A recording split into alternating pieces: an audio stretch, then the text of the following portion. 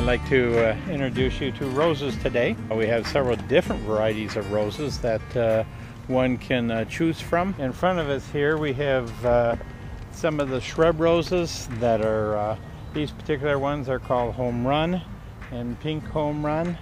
They're a rose that needs very little care actually. If you water them weekly and if you feed them monthly, starting in April and ending in August, and that would be true with all roses. The shrub roses are probably the most popular ones right now. These particular roses get 3 to 4 feet.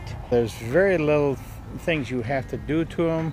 They're pretty disease resistant. The other varieties of roses that we have over in this area here, we have what's called hybrid teas. Roses are basically a large blossom. What most people would do is cut them and take them inside. Roses that we're coming up to here now are Floribunda roses.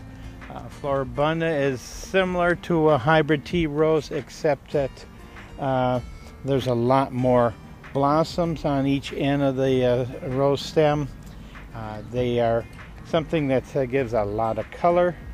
Most people would probably leave those outside for the color of the rose instead of bringing them inside. Your climbing roses are just that. They're going to climb on a trellis, do very nicely in full sun. They require just a little more care as far as possibly pruning some of the old roses off so that you get a new crop faster. But other than that, very hardy. So there's very little needs to be done in the winter. If you could mound them up a little bit, that would be terrific. Roses, as you see that we've had coming in the pots here, you want to dig a hole about twice the size of the pot. Use a little peat moss, a little cow manure with the existing soil. Mix that up, put some in the hole, and then get your plant in the hole at the right depth, about 1 inch below the graft, and then cover, water. As far as the feeding of it, that is one of the easiest things to do. We usually tell our customers start with the A and end with the A. In other words, start in April, feed April, May, June, July, August, and stop in August. The reasoning for that is so that that rose hardens up for the winter. So once a month, just go out, toss a little, about a handful on each rose, and you're all set for the feeding. This will promote better blossoming. You may, from time to time, have a few problems with insects or fungus problems or black spot. This is an organic type of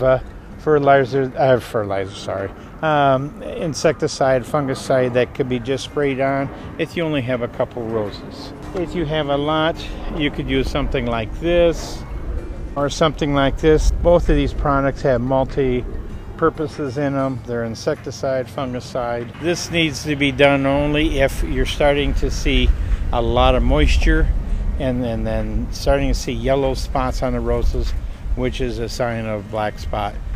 These can control that and also control the insects. Some of these you don't need to prune, but the Floribundas, the hybrid teas, the climbers, you should prune.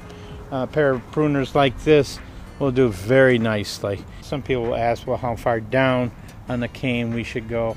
Either the first or second 5-leaf.